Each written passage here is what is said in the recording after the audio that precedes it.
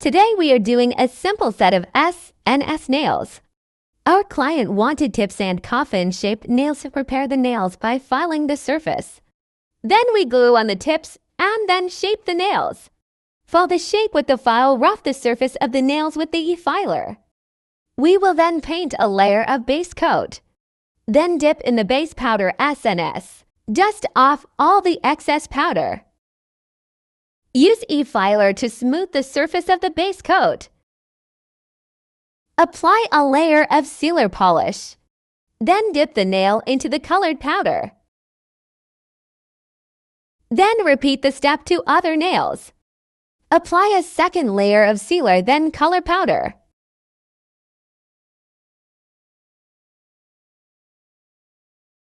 Apply a third layer of sealer. And dip the nails to the top coat powder. File the nails to reduce roughness on the edge. And reshape the nails. Both the nails, then we will apply the top coat bond. The finished nails looks so beautiful and classy.